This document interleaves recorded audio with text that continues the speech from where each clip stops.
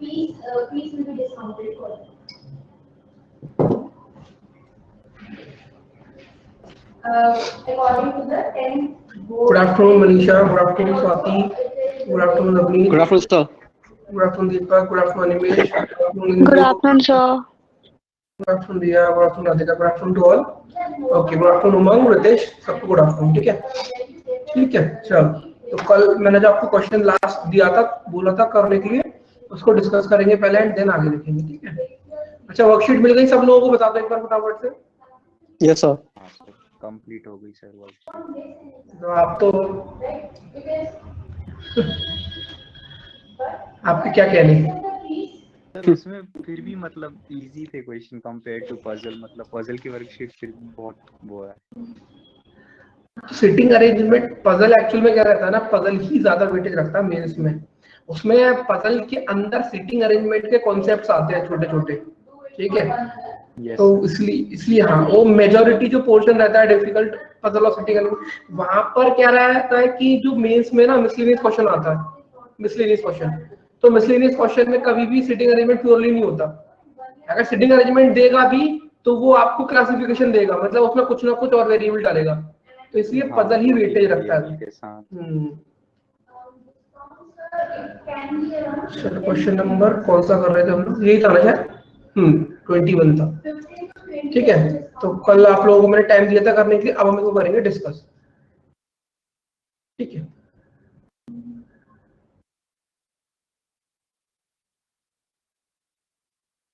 चलो, ठीक है. कितने लोगों ने कर लिया? कितने लोगों से हो गया?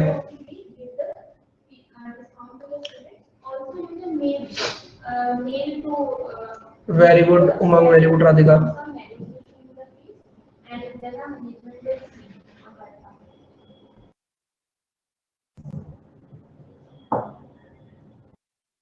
चलो ठीक है. 10 persons are sitting in two parallel rows containing 5 persons each. In row 1, A, B, C, D. Good afternoon, Nivedita. In row 1, A, B, C, D, E are sitting and all of them are facing south. Yes, sir, it all depends.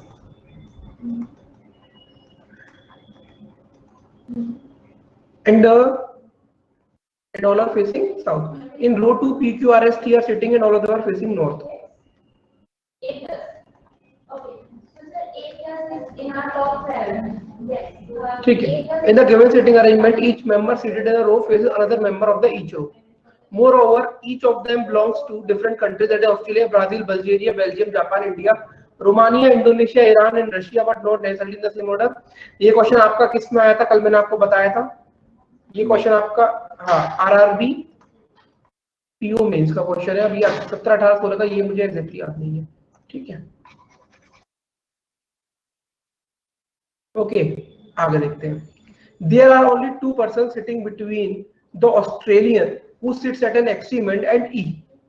इसका मतलब क्या है? जो Australian है, एक second, जो आपका Australian है वो ई वाले रो में बैठा है और जो ऑस्ट्रेलियन है वो एक एंड में बैठा हुआ है. ठीक है. तो इसका मतलब क्या हुआ? अगर वो ऑस्ट्रेलियन इस वाले एंड पर बैठा है तो थोड़ा सा मुझे नीचे करना पड़ेगा. एक सेकंड. अगर ऑस्ट्रेलियन यहाँ पर है तो ई कहाँ आ जाएगा? इस वाले पॉइंट में. ठीक. दूसरी कंडीशन क्या बनेगी? क्योंकि दो कॉर्नर्स हैं आपके पास, तो दोनों कॉर्नर्स पे आप पुट कर सकते हो ई को, ऑस्ट्रेलियन को, सॉरी नॉट ई को. तो यहाँ पर आपका इस केस में यहाँ पे ऑस्ट्रेलियन अगर आ जाता है तो यहाँ पे ई आ जाएगा. ठीक. आगे देखते हैं. P who sits in the middle of the row. Okay, अब आपको क्या देखा है? अब in the middle of the row का मतलब क्या हो गया? ये वाली पोजीशन कहाँ गया? P who sits in the middle of the row is not an immediate neighbour of Q who is not an Russian. मतलब क्या है? ये जो पी है और क्यू है ये एक दूसरे के नेबर नहीं है. ठीक है. और आगे क्या लिखा है? Q who is not an Russian. और ये जो क्यू है ये आपका रशिया वाली कंट्री से नहीं आता. इसका मतलब दूसरा ये हुआ.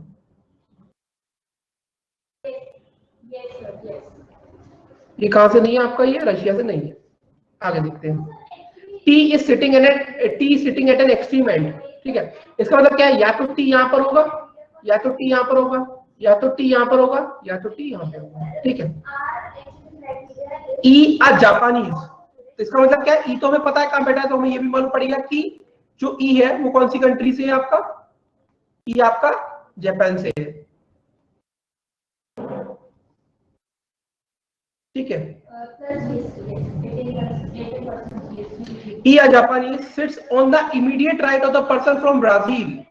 अब ये जो E है, जो पर्सन कहां से है, जापान से है, ये किसके राइट में बैठा है, ब्राजील के एक्सट्रीम राइट में बैठा है, इमीडिएट राइट में बैठा है। तो ब्राजील यहाँ पे आएगा या ब्राजील यहाँ पे आएगा, ब्राजील यहाँ पे आएगा, लेफ्ट में आएगा, डाउन फेस कर रहे हैं, ठीक है। और इसमें कहाँ आएगा, ब्राजील यहाँ आएगा। क्लियर है ये पॉइंट सबको, ये वाला पॉइंट क्लियर है। E या Japanese sits on the immediate right of the person from Brazil, clear है।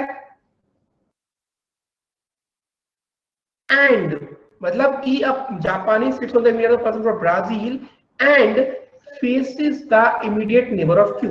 मतलब जो E है वो Q के इमीडिएट नेबर को फेस करा हुआ है, तो E यहाँ पर है, ठीक है। यहाँ पर इमीडिएट नेबर ऑफ Q को फेस करा हुआ, मतलब जिस पर्सन को वो फेस करके बैठा है वो Q का नेबर होना चाहिए। तो Q यहाँ पे तो आ नहीं सकते क्योंकि या तो P है, बट T के पास दो ऑप्शन थे, इसका मतलब T को यहाँ से हटाना पड़ेगा, तो Q यहाँ आ जाएगा। और नीचे वाले केस में क्या करना पड़ेगा, सेम चीज करनी पड़ेगी, T को यहाँ से हटाना पड़ेगा और Q को यहाँ प्लेस करना पड़ेगा। क्या यहाँ तक क्लियर है सबको, क्या यहाँ तक क्लियर है सबको? ओके, नेक्स्ट यहाँ क्या लिखा है, B is not sitting at the extreme left end। इसका मतलब क्या हुआ, B is not sitting at the extreme left end। इसका मतलब मुझे ये बताओ, B को ऊपर बैठना था, राइट, तो B यहां पर नहीं बैठेगा या B यहां पर नहीं बैठेगा, इस वाले केस में बताओ। क्या बात कर रहा है, एक्सट्रीम लेफ्ट हैंड की, तो आपको पता है जो साउथ फेस करने वाले हैं उनके लिए लेफ्ट हैंड ये वाला होगा, यस और नॉट, और जो साउथ फेस करने वाले उनकी राइट हैंड ये होगा, हाँ या ना, हाँ या ना। तो इसका मतलब एक चीज बताओ, बी आपका कहां नहीं बैठ सकता, वो पोजीशन बताओ मुझे। बी आपका यहां पर नहीं बैठेगा, इस पोजीशन पे मैं हटा दूंगा अभी, इस पोजीशन पे। क्या ये बात समझ में आई या नहीं आई? मैं हटा दूंगा अभी उसे वहां पर। चलो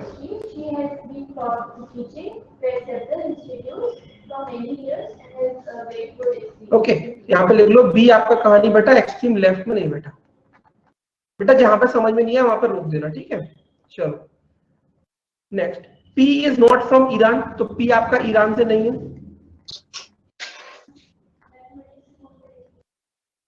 there is only one person between C and D who is from Australia, तो D कहां से है, ऑस्ट्रेलिया से है, और एक पर्सन बेटा C और D के, C ब्राजील से हो गया। सिमिलरली यहाँ पर D आ जाएगा और यहाँ पे C आ जाएगा।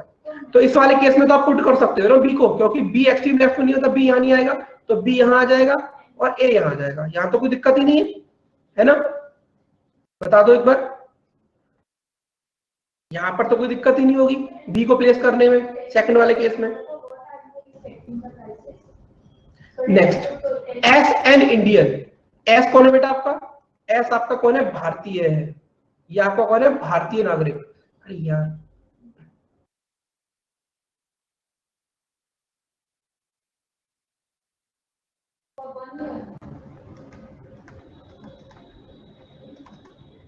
ठीक है, S an Indian is an immediate neighbour of the Russian. तो जो एस है वो किसका नेबर है, रशियन का नेबर है।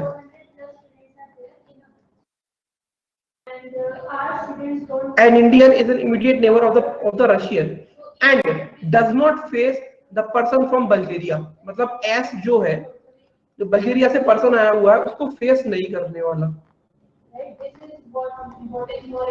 ठीक। R who is from Belgium, R कहां से है आपका, R who is from Belgium is an immediate neighbor of the person from Iran। तो जो R बेल्जियम से है ये किसका नेबर है, ये पर्सन फ्रॉम ईरान का नेबर है, राइट। ओके वापस से पढ़ते हैं, R who from Belgium is an immediate neighbour of the person from Iran. Who मतलब किसके लिए, ईरान के लिए डाटा जा रहा है, Iran. Who in turn faces the immediate neighbour of the Japanese, मतलब जो ईरान वाला पर्सन है वो जापानीज के इमीडिएट नेबर को फेस करके बैठा है, right. Who in turn faces the immediate neighbour of Japanese, तो जापानीज यहाँ पर है, करेक्ट। तो इसका मतलब क्या है, ये जो ईरान से पर्सन है ये जापानीज के इमीडिएट नेबर को फेस करके बैठा है। तो इसका मतलब क्या, तो पी ईरान से होगा या क्यू ईरान से होगा, बट यहाँ पर लिखा है पी ईरान से नहीं है, इसका मतलब क्यू कहां से हो जाएगा, ईरान से हो जाएगा। यस और नो, यस और नो, क्या कह रहे हो? बोल रहा हूँ क्यों ईरान से होगा, क्यों क्यों ईरान से होगा? अरे भाई ई ये जापान से है, उसके कितने नेबर्स हो सकते हैं, या तो ये नेबर होगा या तो ये नेबर होगा। अब ये जो नेबर है इधर सी, इसके सामने कौन बैठा है, पी बैठा है। यहाँ पर क्वेश्चन में हमने डाटा लिखा था कि पी ईरान से नहीं हो सकता, क्रॉस लगा यहाँ पे, तो क्यू ईरान से होगा, और तो कोई ऑप्शन नहीं बचा ना, दो ही नेबर तो होते किसी एक के पर्सन के। उसके बाद ठीक है, अब क्या बच गया ऐसे इस वाली, अब देखो ईरान और बेल्जियम साथ में बैठे तो आर यहाँ पे आ जाएगा, तो ये हो जाएगा बेल्जियम से, ठीक। अब पी क्यू आर एस अपने आप यहाँ पे आ जाएगा, जो हो जाएगा इंडिया, ठीक है। अब देखते हैं आगे, अभी इस वाली कंडीशन को इसमें पुट कर सकते हैं, थोड़ा सा अलग करता हूं, ठीक है। अब देखो यहां पर कौन था, यहां पर बात चल रही थी हाँ किसके नेबर की, जापानीज का, तो जापानीज ये रहा, सेम केस यहाँ पर ये क्यू ईरान से हो जाएगा, अभी पी तो ईरान से नहीं है। फिर उसके बाद ईरान और आर यहाँ पे आ जाएगा, आर कहां से, बेल्जियम से, बेल्जियम यहाँ आ जाएगा। उसके बाद एस यहाँ आ जाएगा, एस इंडियन है, ठीक है। तो बैठने वाली गुत्थी जो है वो तो सुलझ सी गई, मतलब सुलझ नहीं उलझ, सॉरी हाँ सुलझ गई, नॉट उलझ, ठीक है। Next R who from Belgium with Indian person from Iran who is in face immediate Japanese, ठीक है। आगे there are two person between Romania and Bulgaria, मतलब रोमान का है, रोमानिया का है और बल्गेरिया का पर्सन है, उनके बीच में दो लोग बैठे हैं। अब मुझे बताओ कुछ समझ में आ रहा है या कुछ कटता हुआ दिख रहा है इस चीज से? रोमानिया और बल्गेरिया के बीच में दो लोग हैं, तो अगर मैं इस वाले केस की बात करता हूं तो नीचे वाले रो में क्या दो लोगों के गैप पर रोमानिया बल्गेरिया रख सकता हूं, क्योंकि बेल्जियम हो गया, ईरान हो गया, यहाँ तो रख नहीं सकता। ऊपर रख सकता हूँ, ऊपर भी नहीं रख सकता। तो क्या ये वाला केस कटता हुआ दिखाई दे रहा है? यस सर, ऊपर वाले केस में आएंगे हमारे पास सर। हाँ, तो ये वाला केस इसलिए मुझे कटता हुआ दिख गया और कटा भी है। अब बात करते हैं इसकी, रोमानिया बल्गेरिया नीचे वाले रो में तो रख नहीं पाऊंगा यहाँ पर, तो रोमानिया बल्गेरिया को यहाँ पे रखूंगा और यहाँ पे रखूंगा, यहाँ पर दो का गैप दिखाई दे रहा है, ठीक है। तो इसको आप साइड से लिख लो कि रोमानिया और बल्गेरिया के बीच में दो लोग हैं, और ये भी मालूम पड़ेगा कि कहां पर बैठाना है उन्हें, ठीक है। आगे देखते हैं, B is not from Romania, मतलब क्या है, बी रोमानिया से नहीं है, ठीक है। तो बी रोमानिया से नहीं है सर, बी एंड पर भी नहीं है, नहीं, बी एक्सट्रीम लेफ्ट पे नहीं था, तो वो तो एलिमिनेट हो चुकी चीज, क्योंकि एक्सट्रीम लेफ्ट पे तो यहाँ पे डी बैठा ऑस्ट्रेलिया से। एक्सट्रीम लेफ्ट की बात हो रही है, एक्सट्रीम राइट पे तो बैठा सकते हो ना अनिमेश। क्लियर हुआ ये पॉइंट, नहीं हुआ?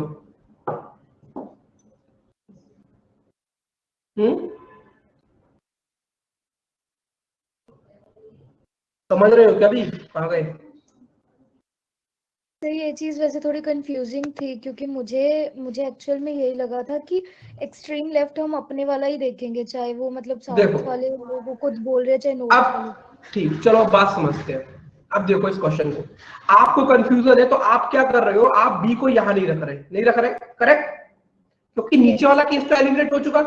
अब आप क्या बोल रहे हो, हम बी को यहां नहीं रख रहे, आप क्या कर रहे हो, आप अपना एक्सट्रीम लेफ्ट ले रहे हो। चलो इसको कहानी को आगे यहीं से बढ़ाते हैं जो आपको समझ में आ रहा है। तो इसका मतलब बी यहाँ पे आ जाएगा, सही बात है, और यहाँ पर कौन आ जाएगा, ए आ जाएगा, ठीक। अब हाँ, अब बी रोमानिया से नहीं तो ऑब्वियस ही बात है, ये वाला पर्सन बी बल्गेरिया से होगा, यस सर, और ये रोमानिया से हो जाएगा। अब ध्यान से आगे देखो, B is not from Romania, T is not from Indonesia. T Indonesia से नहीं है तो वो तो ठीक है कि ऊपर आपने सबको बैठा दिया, तो टी इंडोनेशिया से नहीं है तो पी इंडोनेशिया से हो जाएगा। बेटा अब यहां पर देखो, एस बल्गेरिया को फेस करके नहीं बैठा, एस तो बल्गेरिया के सामने बैठा हुआ है। फंस गया क्वेश्चन, फंस गया क्वेश्चन। इसका मतलब ये नहीं है हम गलत कर रहे हैं, इसका मतलब ये है कि हमने समझा गलत। अब मैं आपको एक चीज यहाँ पे बताऊं, उसे नोट डाउन करना। अनिमेश, आपकी आवाज गायब हो गई, समझ आया क्या ये पॉइंट? हाँ हाँ सर, वो तो एक्सट्रीम ठीक है, लेफ्ट कैंसिल हो चुका पहले ही, मैंने हाँ, फिर अब सुनो, देखा। अब इस बात को ध्यान से सुनो। यहाँ पर क्या लाइन लिखी है? B is not sitting at the extreme left hand. अगर इस लाइन को मैं एक्सटेंड करके ये बोलता हूं, B is not sitting at the extreme left end of the arrangement, बहुत तब फर्क है दोनों यहाँ लाइन पर में। आता। हाँ, अगर यहाँ पर ये लिखा है कि B is not sitting at the extreme left hand, तो मतलब बी अपने अकॉर्डिंग अपने एक्सट्रीम लेफ्ट की रो में नहीं बैठा। लेकिन अगर यहाँ पर ये लिखा होता B is not sitting at the extreme left end of the arrangement, तो हमेशा याद रखना इस अरेंजमेंट का लेफ्ट और राइट हमारे अकॉर्डिंग ही होगा। अरेंजमेंट का लेफ्ट और राइट, रो का लेफ्ट और राइट डिपेंड करेगा पर्सन कौन से रो में। बेटा राधिका, अगर ये बना है तो गलत है ना, क्योंकि एस जो पर्सन इंडियन है वो बल्गेरिया के सामने बैठ नहीं सकता, इसलिए बी को मैं यहाँ रख नहीं सकता। बी रोमानिया से है नहीं, तो भाई मेरे पास कोई चांस नहीं बच रहा, ये क्वेश्चन का सॉल्यूशन गलत हो रहा है, और इसके अलावा कोई और ऑप्शन नहीं है मेरे पास, इसलिए मुझे बी को रखना पड़ेगा यहाँ पर। और ए को रखूंगा यहाँ पर, ये हो जाएगा रोमानिया से, बी नहीं है ना, हाँ ये हो जाएगा बल्गेरिया से। ठीक है, अब इन्होंने क्या, आपके पास ये तो कंप्लीट हो गया। B Bulgaria, E Japan, C Brazil, A Romania, D Australia, Q Iran, R Belgium, P Indonesia. ठीक है, और एस इंडिया, क्योंकि यहाँ पर क्या लिखा था, यहाँ पर क्या लिखा था, T is not from Indonesia, तो T is not from Indonesia, तो हमारे पास पी बचा था। अब टी देखो, पी और क्यू साथ में नहीं है, ये ठीक है, क्यू रशिया से नहीं है, ठीक है, पी ईरान से नहीं है, ठीक है, एस इंडियन है, ठीक है, एस और रशियन साथ में बैठे हैं, तो टी रशियन हो जाएगा।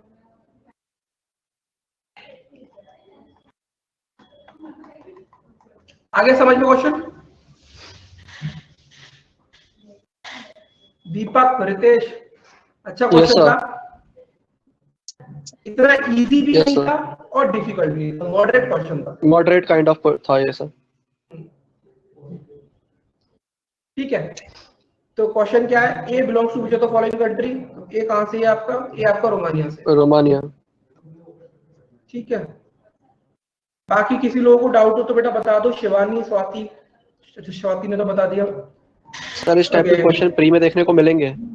नहीं, प्री में नहीं आएगा ऐसा क्वेश्चन, सीधा मेंस में। मेंस में वो भी आ रहा है पीछे, पीओ के मेंस में।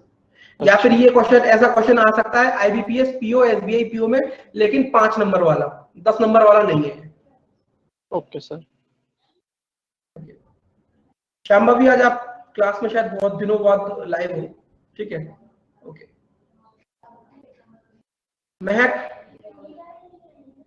महक समझ में आ रहा है आपको? मनीषा, चलो ठीक है, next.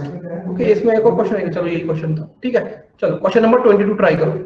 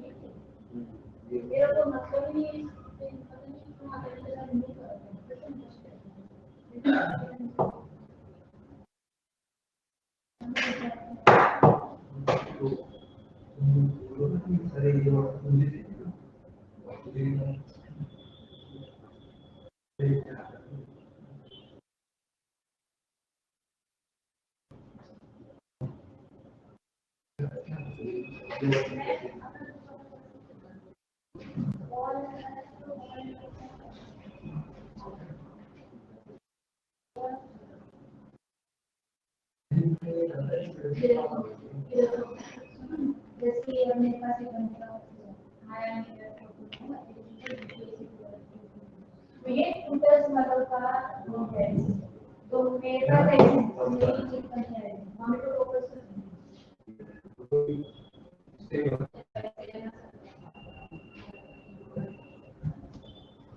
how to meet done sir. ठीक हो है। गया sir.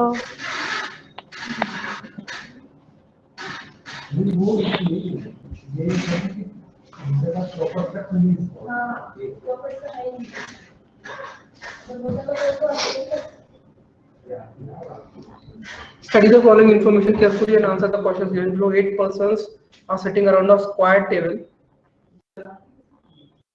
4 of them are sitting at the corner and remaining 4 are sitting in the middle of the side of the table. The person sitting at the corner faces away from the center.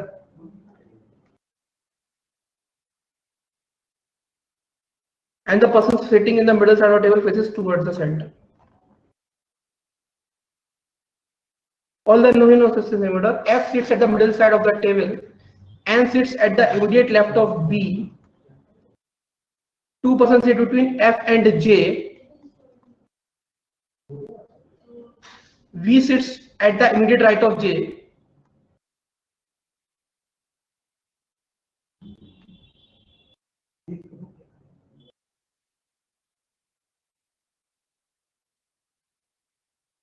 ये वाला case अपने आप cut जाएगा। 2% F and J, V sits of J. 3% between S and N. M is an immediate neighbor of S. Okay, M is not a neighbor of J. P faces inside. हो गया question? हो गया question? समझ आया? Pre का question है ये।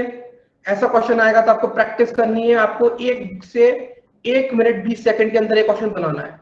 बना लोगे?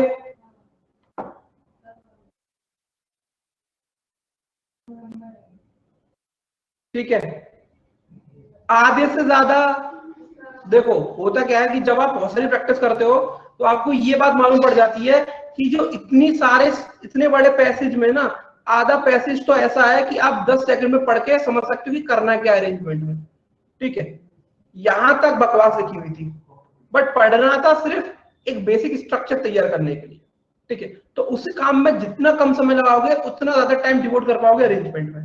तो इतनी बड़ी कहानी को आपको पढ़ना था 10 से 15 सेकंड में और समझ के बेसिक तैयार करना था, लेयर तैयार करनी थी, उसके बाद उस पर सिर्फ अरेंजमेंट करना था। समझ में आया सब लोगों को? थोड़ा सा तेज किया मैंने क्वेश्चन, बट उम्मीद करता हूँ कि इस तरह के क्वेश्चन अब आप लोगों को समझ में आ रहे होंगे। ठीक है, okay. How many persons are sitting between F and J when counting from the left of F? 1, 2, 3, 4. Correct.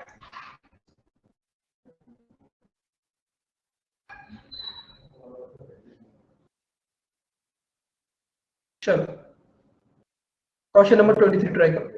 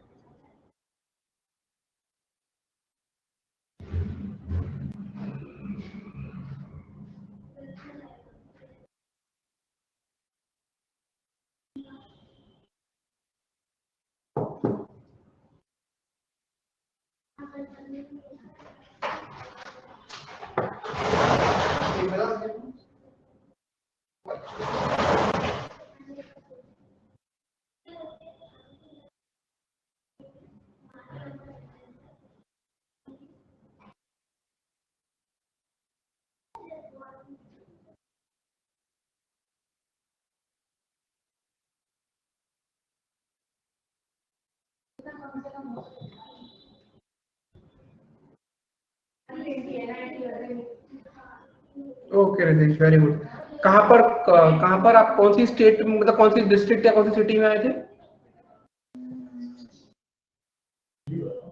सब कुछ रहे जी जी जी सर, वो कल उनके हुए थे फैक्ट्री कहाँ पर? सर वेस्ट बंगाल में मतलब फैक्ट्री है, वहां पर आया था। फर्स्ट टाइम था सर यहाँ के क्लास। तो वो हेलीकॉप्टर एंड ऑल में आए हुए थे। तो लाइक एनएसजी कमांडोज के साथ जब उनको ले जाया जा रहा था, वो like extremely pleasing personality sir. वो लाइक आई कांट एक्सप्लेन, जो मैंने देखा है, बट वो आए थे an hour and he give lot of speech वहाँ पे। फिर वो कुछ इनोग्रेशन के लिए आए हुए थे, लाइक कुछ बहुत दिन से बंद था जूट मिल, तो उसको शायद ओपन करेंगे वेस्ट बंगाल में, इसलिए। तो हमारे यहाँ तो था, इसलिए साहब बिल्कुल सामने से सर, तो एक्सट्रीमली उनको देख के। ओके, अच्छा, बढ़िया है।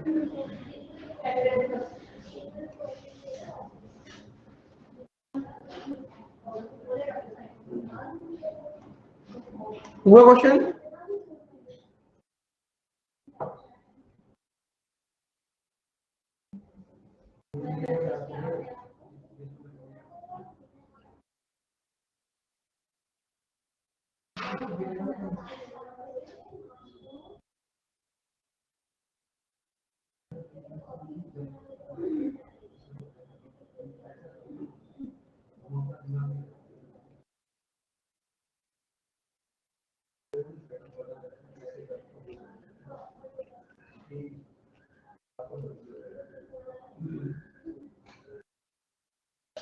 करे भाई, किसी का आंसर नहीं आया, क्या हुआ?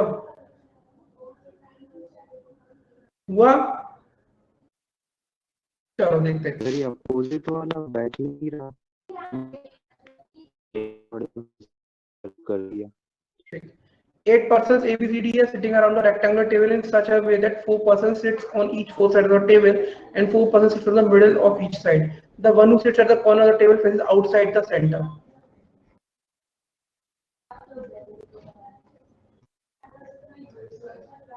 And the one who sits at the middle side of the table faces towards the center of the table.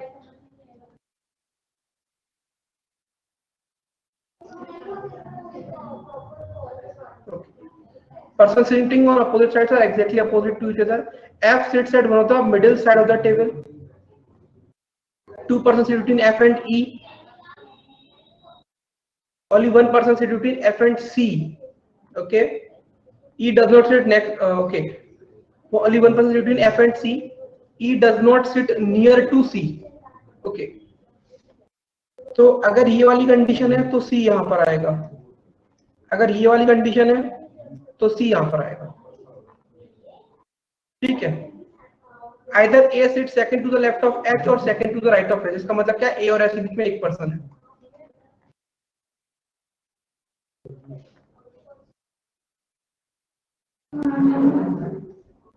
One person sit between A and C। Okay, तो ये वाली कंडीशन के हिसाब से तो A यहाँ पर आना चाहिए, मतलब बेसिकली दोनों कंडीशन के हिसाब से A यहाँ पर आएगा, तो एक ही पोजीशन फिक्स है। ठीक है, लेकिन अब बात ये आती है, ओके अभी हमको इसको बनाना पड़ेगा क्योंकि यहाँ पर ज्यादा ही वो हो रहा है, कॉन्ट्राडिक्टोरी पोजीशंस। ठीक है, तो ये F था, एक बार मैं कंसीडर करता हूँ E को यहाँ पर और उसके अकॉर्डिंग F और C के बीच में C को यहाँ पर कंसीडर करता हूँ, तो फिर ये चीजें यहाँ से इरेज करता हूँ। ठीक है, नेक्स्ट अभी क्या था कि A और C के बीच में एक पर्सन बैठा हुआ है ओनली। ओके, A और C के बीच में, तो A यहाँ पर आ जाएगा, फिर A और H के बीच में एक है तो H यहाँ आ जाएगा, इस केस में H यहाँ पर आ जाएगा। ठीक है, B and G sit opposite to each other, इसका मतलब क्या है, B और G एक दूसरे के अपोजिट बैठे हुए हैं। ठीक है, तो उसको देखते हैं। तो अभी इस चीज को देखो कि ये वाला अपोजिट, इसे इसकी बात करता हूं अगर मैं, ये अपोजिट पेयर नहीं हो सकता, ये नहीं हो सकता, ये नहीं हो सकता, तो B और G का जो पेयर बनेगा वो ये बनेगा। सिमिलरली अगर इसकी बात करता हूं तो B और G का ये वाला पेयर बनेगा। ठीक है, अब यहाँ पर क्या लिखा है, D sit second to the left of B, तो अगर B को यहाँ प्लेस करता हूं तो D यहाँ नहीं आ सकता, तो इसका मतलब क्या है कि मुझे G को यहाँ प्लेस करना पड़ेगा और B को यहाँ पर। ठीक है, अब B sit second to the left of B, तो D यहाँ आ जाएगा। ठीक है, नेक्स्ट टू F, तो ये कंडीशन सही है। अगर इसको चेक करने आऊंगा तो ऑब्वियसली बात है गलत होगा, तो अब गलत कैसे होगा, देखो B यहाँ पे नहीं आ सकता, B आएगा यहाँ पर, सेकंड लेफ्ट में D यहाँ पर, G यहाँ पर आएगा। ठीक है, G does not sit next to F, तो ये वाली कंडीशन गलत होगी।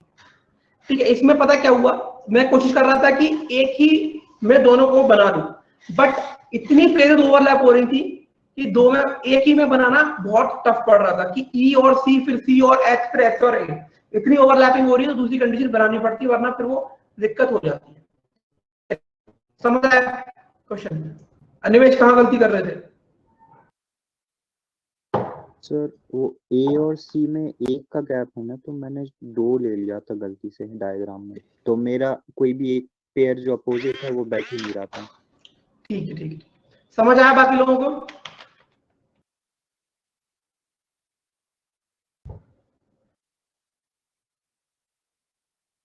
पूर्वी आपको समझ में आ रहा है? पूर्वी गुप्ता?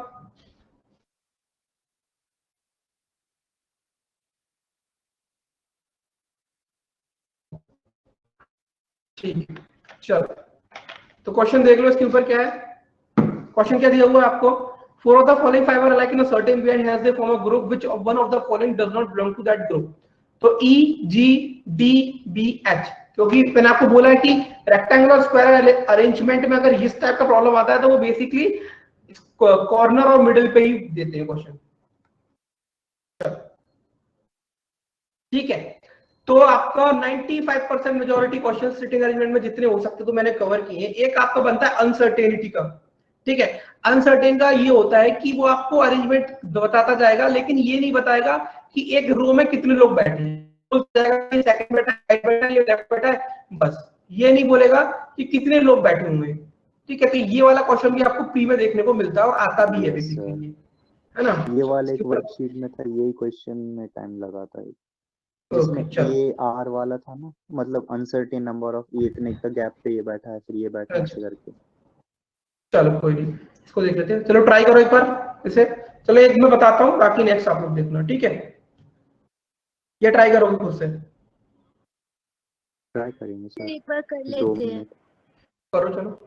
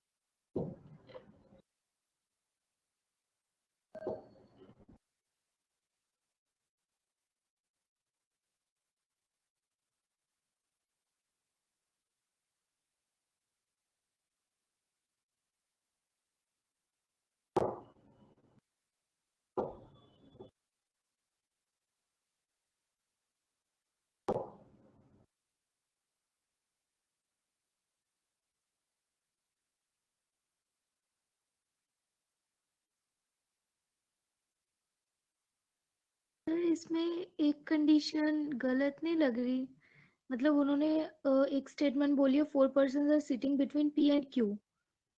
अच्छा नहीं तो Q के राइट में बैठा होगा ना P, शायद यही है ना?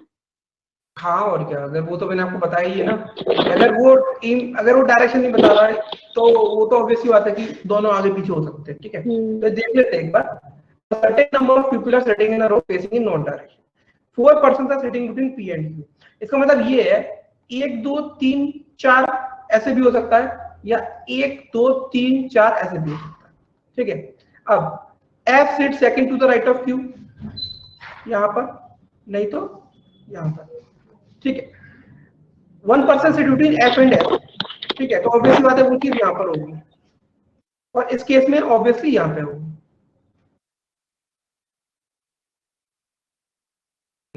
S sits at 8th position one of the experiments।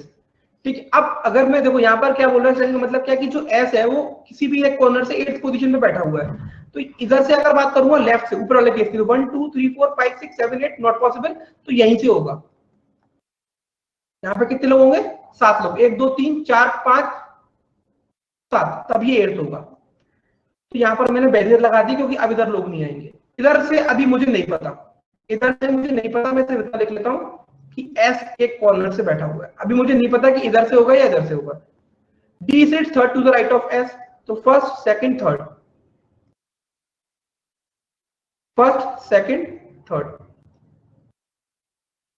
X sits fifth to the left of Q, तो देखो यहाँ पर X sits fifth to the left of Q, 1 2 3 4 5, ये वाली कंडीशन गलत हो गई। कौन सी कंडीशन गलत हो गई? ये वाली। यहां पर देखो 1 2 3 4 5, ठीक। अब आपको ये मालूम पड़ जाएगा कि जो S8 से है वो कौन से एंड से है। 1 2 3 4 5 6 7 8, नहीं, इधर से होगा 1 2 3 4 5 6 7, ठीक है। 8 persons are sitting to the left of Q, तो 1 2 3 4 5 6 7 8, बात खत्म। ये अरेंजमेंट गलत हो गया, ये अरेंजमेंट नीचे वाला सही हो गया। कितने लोग हैं टोटल? देखो 3 4 20 4 8 9 10 11 12 13 14 15 16 16 4 20, टोटल लोग कितने? What is the maximum possible number of person sitting in a row? समझ आया? ऐसा क्वेश्चन प्री में आने लगा बहुत फ्रीक्वेंटली।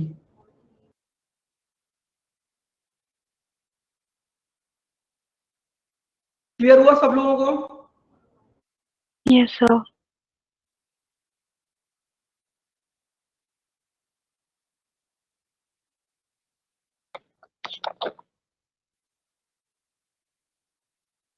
ठीक है, चलो ये वाला क्वेश्चन ट्राई करो।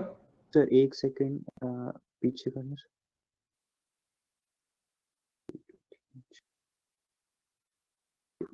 हाँ सर, हो गया।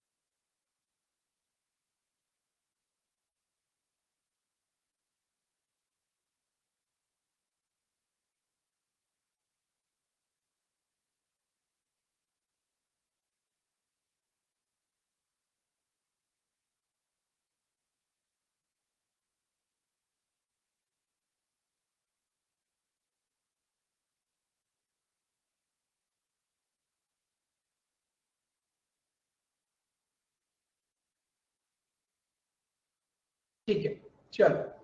A certain number of persons sits in a linear row. All of them are facing in the north direction. P sits third to the right of S. Only 3 persons sit between P and Q.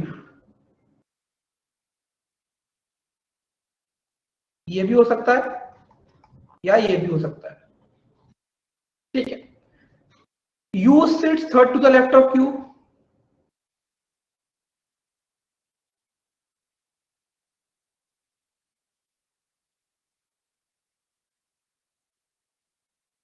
U sits fifth from the left end of the row.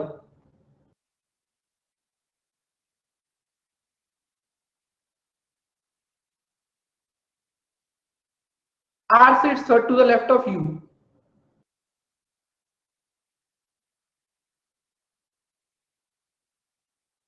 Only 3 persons sit between W and T. Okay, इसको side से लिख लेते हैं. T, who is an immediate neighbor of R.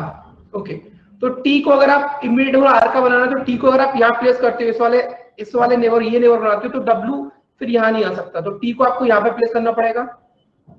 तो first second third W आपका यहाँ पे आ जाएगा. ठीक है, इस केस में आपके पास सिर्फ एक ही नेबर बचता है R का, तो T आपका यहाँ आएगा. 1 2 3 W आपका यहाँ पे आएगा. ठीक है. Only 6 persons sit to the right of W. तो 1 2 3 4 5 6. 1 2 3 4 5 और 1 ये 6. M sits immediate left of O. Okay. Only 3 persons sit between M and H. Okay. O does not sit left of P.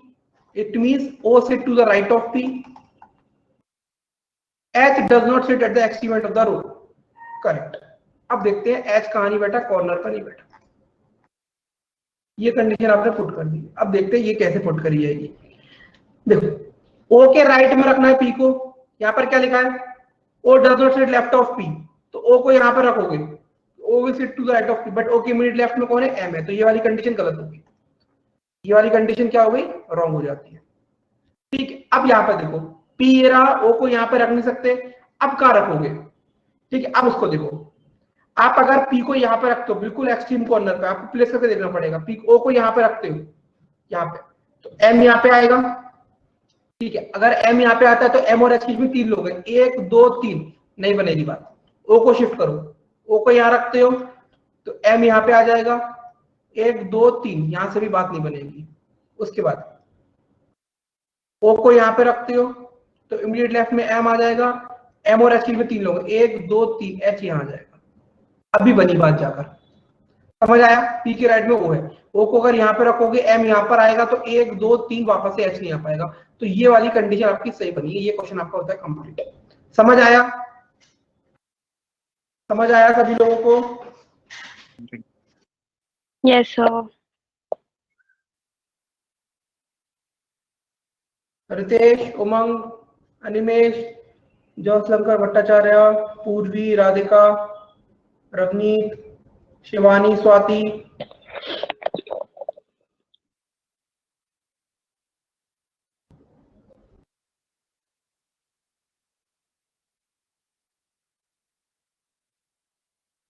ठीक है.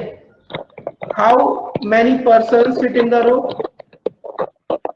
1 2 3 4 5 6 7 8 9 10 11 12 और 13. 13 लोग बैठे. 13 इज द करेक्ट आंसर. ठीक, चले आगे. चले आगे.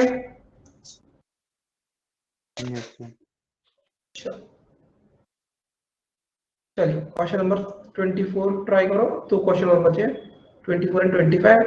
देन उसके बाद ये टॉपिक आपका हो जाएगा समाप्त. उसके बाद हम लोग करेंगे अल्फान्यूमेरिक सीरीज, उसके बाद करेंगे ऑर्डर रैंकिंग, और उसके बाद करेंगे हम लोग फिर लास्ट में जाके पजल. और फिर आपका बोलिए सर. इस टाइप के क्वेश्चंस में सिर्फ number of people he find out करने पड़ते हैं? नहीं, कुछ भी पूछ लेगा ये. तो क्वेश्चन तो यार कुछ भी पूछ लेगा. इसमें से मैं पूछ लूंगी आपसे who is sitting third to the right of Q, तो बता दोगे?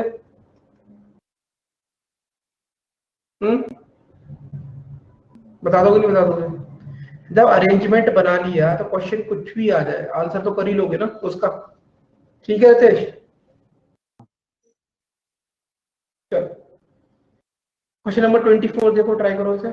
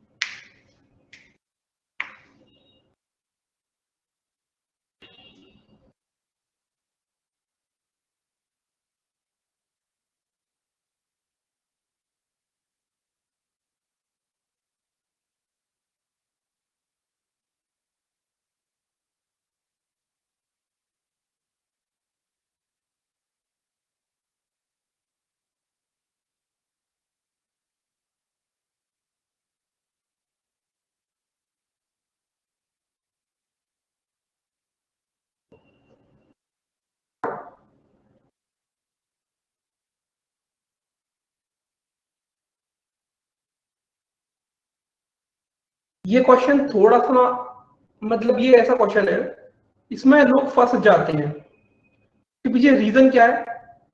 ये लग रहा होगा आपको, आपको एक्चुअल में क्या रहता है, जब हम लोग पजल में वो पढ़ेंगे ना फ्लोर बेस्ड और बॉक्स बेस्ड पजल, तो वहां पर आप देखोगे कि आपको अरेंजमेंट दिया होता है, आपको बोला होता है कि नीचे वाला फ्लोर पहला है, दूसरा, तीसरा, चौथा, पांचवा, छठा।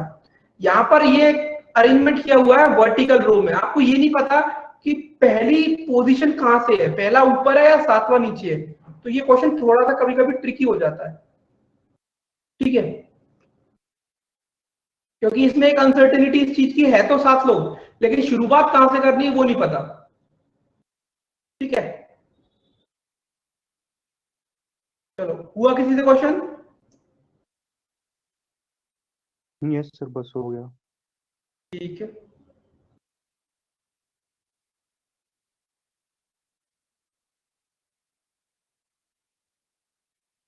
चलो एक काम करो, इसका स्क्रीनशॉट ले लो एक तो क्वेश्चन नंबर 24 का।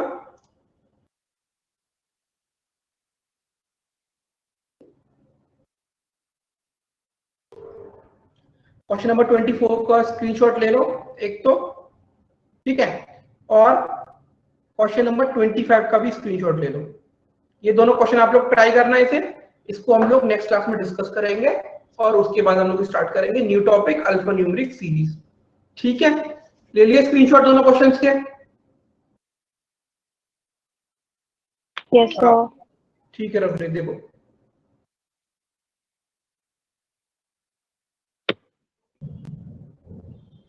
ठीक है, ओके, ठीक है। बाकी प्रैक्टिस करते रहो इस टॉपिक की। मेरी तरफ से टॉपिक सिलेबस टॉपिक कंप्लीट हुआ, बट आपकी तरफ से कंप्लीट नहीं होना चाहिए, ठीक है। इसको लगातार प्रैक्टिस करते रहो। एक क्वेश्चन में डाउट था, ठीक है राधिका, क्वेश्चन भेज देना। कहाँ पे भेजोगे आप?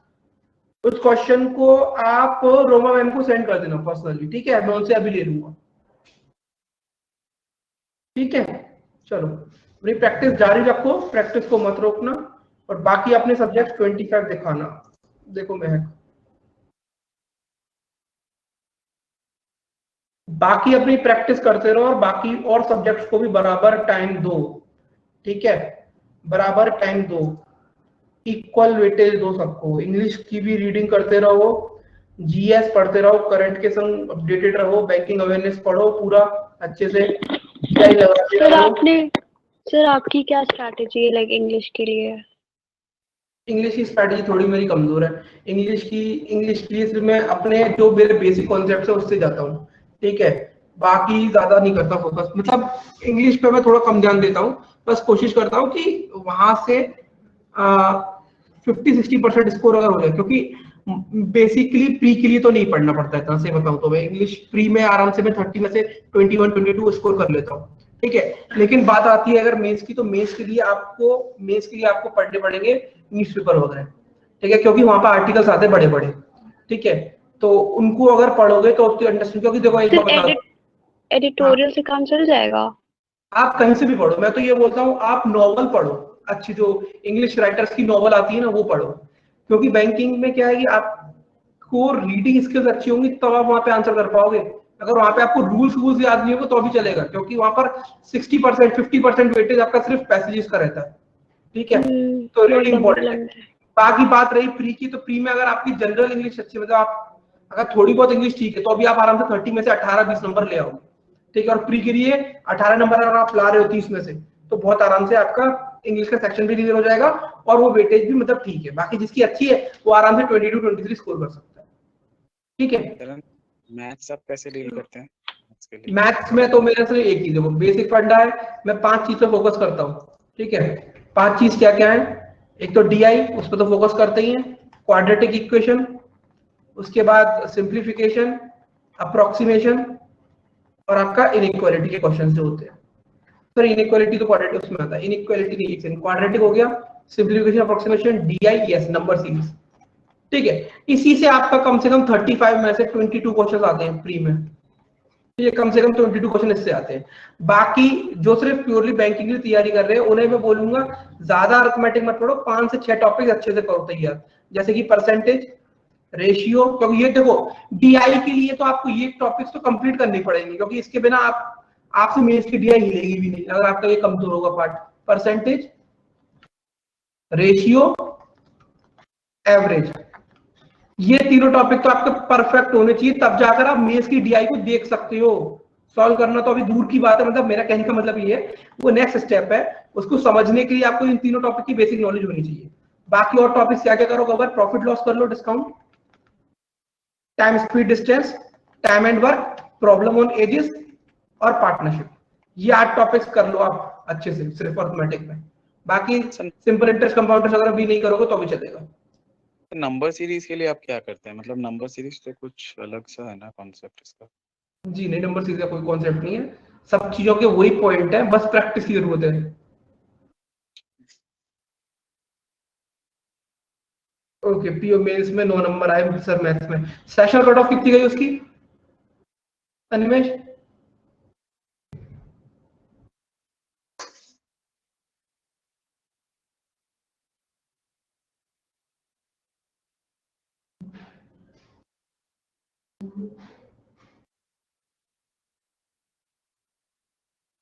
देखो डिपेंड करता है सेक्शन कट ऑफ पे। आपने इस बार का एसबीआई पीओ दिया तो इस बार का ही, अभी 2020 का, रुक जाओ, कब दिया था आपने? सर मॉक दिया था मैंने। मॉक दिया था यार, एक चीज बताओ, मेंस में मैथ वो का था, स्कोर कितना आ रहा है उस वो पर था डिपेंड सर ये करता है। अभी का जो वो था ना, अभी जो एसबीआई पी हुआ था उसका मेमोरी बेस्ड मॉक था। राधिका म्यूट कर लो। देखो एक चीज मैं आपको बताऊं कि ये जितने भी मॉक टेस्ट जो बनाए जाते हैं मेमोरी बेस्ड, पहली बात तो ये 100% ठीक नहीं होते, क्योंकि कभी भी एसबीआई वगैरह का पेपर आउट होता नहीं है। तो जो लोगों को थोड़ा बहुत पता होता है वो पता होता है। एसबीआई पीओ मेंस का मैथ बहुत बहुत बहुत हार्ड आया था, ठीक है। अगर आपके वहां पर जो क्वेश्चन एग्जैक्टली पूछे गए थे उसमें अगर आपके 9 नंबर आते तो आप कट ऑफ बहुत आराम से क्लियर कर जाते, ठीक है। जी हाँ, मैं ये नहीं बोल रहा 9 नंबर अच्छे हैं, पेपर के लेवल पे सब चीज डिपेंड करती है। ना 9 अच्छे हैं, ना 29 अच्छे हैं, ना 19 अच्छे हैं, ना 39 अच्छे हैं। Everything depends on the papers level, ठीक है। अगर पेपर इतना डिफिकल्ट है, वहां पे बच्चा 2 नंबर 3 नंबर 4 नंबर 5 नंबर नहीं बना पा रहा तो 9 नंबर बहुत अच्छे हैं। लेकिन वहीं पर अगर बच्चा एवरेज बच्चा 15 बना के आ रहा है तो 9 नंबर बहुत कम है। तो सब चीज डिपेंड करती है पेपर के लेवल पे। फिर आपने तो बोला था, क्या बोला था मैंने कि मतलब मेंस का इतना डिफिकल्ट आता है कि लोग 8-9 ही ले आए, बड़ी बात है। हाँ, तो मैं वही चीज बोल रहा हूँ। मैं सिर्फ मैंने अपनी बात को मैंने बहुत ही तरीके से जस्टिफाई किया है कि इट कंप्लीटली डिपेंड्स मतलब upon the level of the हाँ, पेपर, ठीक है। तो लेवल तो हमेशा अच्छा ही होगा मेंस का। यार बहुत कम कट ऑफ जा रही है एसबीआई पीओ मेंस की, 200 में से 60 नंबर जा रही है जनरल की कट ऑफ। समझ में आ रहा है क्या लेवल होगा पेपर का? वही हवा मैं है, कह हवा रही हूँ। हवा हवा में बात करी उन्होंने सीधे सीधे। तो यहाँ पर पता पेपर किसके क्लियर हुए होंगे, क्योंकि रीजनिंग और मैथ में 10-10 नंबर अगर कोई ला रहा है ना बहुत है। तो सेक्शनल यहाँ पर जिनका पेपर निकले वो सबके जीएस की वजह से निकलते हैं मेंस में। इसलिए मैं बोलता हूँ कि जीएस पर फोकस करो प्रॉपर तरीके से अगर मेंस क्वालिफाई करना है। अगर जीएस तैयार नहीं है तो कितनी भी अच्छी मैथ और रीजनिंग होगी आप कभी क्वालिफाई नहीं कर पाओगे। उसका कारण क्या है? आप अगर एवरेज से अच्छे हो, मानता हूं मैं, तो आप 15 नंबर ले आओगे, 12 नंबर ले आओगे, उससे ऊपर आप ला ही नहीं सकते, ठीक है। ला सकते हैं लेकिन फिर पेपर का लेवल थोड़ा हल्का होगा, ठीक है। तो फैक्चुअल चीजें बता रहा हूँ, जीएस और इंग्लिश पे बराबर फोकस रखो। सिर्फ ये सोचोगे कि मैथ और रीजनिंग से मेंस निकल जाएगा तो बहुत, मतलब एक ये समझो उससे तैयार निकलोगे सिर्फ इन दोनों को करोगे तो एक मतलब इम्पॉसिबल सी बात है। जीएस को छुए बिना चले जाओ और मेंस इन दोनों से पेपर निकाल लो, तो एक तरीके से इम्पॉसिबल बात है। क्योंकि यार उतने टाइम सबको मिल रहा है जितना आपको मिल रहा है ना। लेवल सबके लिए टॉप क्लास है तो आपके लिए भी टॉप क्लास है। आप भले थोड़े इंग्लिश भी अच्छे होंगे तो बोलो। करंट अफेयर्स का कुछ समझ में नहीं आता है, जितना भी पढ़ो कुछ ना कुछ क्वेश्चन ऐसा दिखता है जो नहीं पढ़ा है। तो देखो करंट अफेयर पहली बात तो 100% कोई कवर कर नहीं सकता, खुद एक फैकल्टी नहीं कवर कर सकता कोई भी। इवन जो पेपर न्यूज दे रहा है उसको भी पूरी बात नहीं पता होती, लेकिन तो वही ना सर, लेकिन क्वेश्चन वही आ रहा है अब। तो यार लेवल तो बढ़ रहा है ना पेपर का, तो उसकी general awareness, banking awareness, financial awareness सब पढ़ना पड़ेगा। सिर्फ करंट से काम नहीं चलता। वो लोग बैंकिंग और फाइनेंशियल अवेयरनेस के जो बेसिक चीजें होती है ना, जो उसकी अंडरस्टैंडिंग है वो तक पूछ रहे हैं थ्योरेटिकल, ठीक है। जो स्कीम्स बन रही है ना, जो स्कीमें हैं, उन स्कीम्स के अंदर जा जाके क्वेश्चन सुपरफिशियल पूछ ही नहीं रहा है, वो लोग एकदम डेप्थ में जाके पूछ रहे हैं। सुपरफिशियल चीजें तो कुछ पूछते ही नहीं है। आपको अकेले ये चीज जो आपके संग हो रही है वो सबके संग हो रही है, तो आपको वही मैं सिर्फ कह रही हूँ। वहां से अगर आप हार्ड वर्क करोगे ऑब्वियस सी बात है। देखो पहले सिर्फ स्कीम पूछी जाती थी, अब स्कीम में ये पूछा जाता है कि इस स्कीम में लोन परसेंट कितना है, कितने ईयर्स तक के लोगों को लोन दिया जा रहा है, इस स्कीम की थीम क्या है, इसको कौन सी डेट पर अपॉइंट किया था, कौन से यहाँ से करा गया था, क्या क्या सेक्टर इसमें इंक्लूड करे जा रहे हैं, है ना। अगर जैसे किसान क्रेडिट कार्ड है तो किसान क्रेडिट कार्ड में किसान कौन कौन सी सुविधाओं का फायदा उठा सकता है, 3-4 ऑप्शन दिए जाएंगे, all of the above, none of the above भी दिया जाएगा। तो वो बच्चा उस क्वेश्चन को कर पाएगा जिसने प्रॉपर तरीके से स्टडी करी होगी। ऊपर से छूके निकलेगा ना तो पेपर भी छूके निकल जाएगा उसे। इस तरह की चीजें आई थी इस बार, ठीक है। तो इंपॉर्टेंट क्या है, सीख आपको क्या लेनी है, जो पढ़ रहे हो तरीके से पढ़ो, डिटेल में पढ़ो, ठीक है। इसलिए बोल रहा हूं कि डेली बेसिस पर 1-1 घंटा पढ़ लो बैंकिंग अवेयरनेस को रट्टा मत मारो, कॉन्सेप्चुअली पढ़ो कि भाई सीआरआर क्या होता है, सीआरआर से क्या इंपैक्ट पड़ता है लिक्विडिटी पे मार्केट में, लिक्विडिटी से इन्फ्लेशन पे क्या फर्क पड़ता है, ठीक है। सीआरआर बैंक किसको देती है, क्या वो डेली बेसिस पर दिया जाता है, किस तरीके से वो आरबीआई में रखा जाता है, पूरा पढ़ो। अगर सीआरआर की कंडीशन को बैंक पूरा नहीं करती तो क्या पेनल्टी लगती है, पेनल्टी लगती है तो कैसे पेनल्टी लगती है, समझ में आ रहे हो। वो लोग अब अच्छा लेवल चाह रहे हैं तो आपको भी लेवल बढ़ाना पड़ेगा, ठीक है। कट ऑफ वट ऑफ की चिंता अभी फिलहाल मत करो, सिर्फ अपनी तैयारी पे फोकस करो। बिल्कुल बटर सारा है ना, वो सारा ऊपर से खाने की कोशिश करो, ठीक है? मतलब बिल्कुल कोई भी चीज छोड़ो मत, मेरा कहने का मतलब ये है, ठीक है? तैयार रहो चैलेंज के लिए, चैलेंज फेंक रहे हैं अगर वो सामने से, तो वो आपके लिए अकेले नहीं है ना, वो सबके लिए है। देखो एसबीआई क्यों टारगेट करोगे, तब जाकर आप जो बेसिकली जो छोटे पेपर है उनमें आप अच्छा स्कोर कर पाओगे, और अगर थोड़ी बहुत ठीक तैयारी होगी एसबीआई पीओ भी निकल जाएगा। लेकिन अगर आप सोचो कि कम मेहनत, तो वहां पर कॉम्प्रोमाइज नहीं चलेगा, आपको तगड़ी मेहनत करनी पड़ेगी सारे सब्जेक्ट्स में इक्वली, ठीक है? चलिए sir thank you sir. Sir यहाँ जो पूछ। हमारे अभी अनसर्टेन नंबर वाला जो सेटिंग अरेंजमेंट किया है, उसके कुछ और क्वेश्चंस मिल जाएंगे क्या? मेरे को आप थोड़ा टाइम दो, मैं निकालूंगा, क्योंकि अभी फिलहाल मैं थोड़ा सा बिजी चल रहा हूँ ना, मैं आपको मार्च के पहले वीक में प्रोवाइड करवा दूंगा, ठीक है? Okay sir. ठीक है, देखते रहो आप भी इधर से उधर से प्रीवियस ईयर में से निकाल दो, नहीं तो मुझे जहां से मिलेंगे मैं हाँ आपको सर, प्रोवाइड वो करवा। बुक में तो मैंने देखा, उसमें भी मतलब अभी तो 2-3 ही मिले हैं, ज्यादा नहीं होंगे वैसे क्योंकि ये नॉर्मली रिसेंटली आए हैं। पूछे जाने लगे क्वेश्चन, पहले नहीं आते थे ये वाले, हाँ ठीक है? तो अगर इसमें से बहुत डिफिकल्ट क्वेश्चन भी आपको बहुत मुश्किल से मिलेगा, क्योंकि वो पैटर्न जब वो डिजाइन करेंगे तब तो मार्केट में आएगा क्वेश्चन, ठीक है? ये सर, बट सर अब नया आ रहा है तो हो सकता है मतलब अब ये फ्रीक्वेंटली भी आए। हाँ नहीं, फ्री क्वेश्चन तो पूछा जाएगा, लेकिन थोड़ा लेवल अच्छा है तो उसके लिए मुझे टाइम दो थोड़ा सा, क्योंकि अच्छा क्वेश्चन के लिए मुझे सर्च करना पड़ेगा। Okay sir. चलो okay, bye bye, take care, next आपसे मिलेंगे। Thank you sir. चलो वेलकम। डरो मत यार, बस लग जाओ अच्छे से, ठीक है? डरने की कोई जरूरत नहीं है।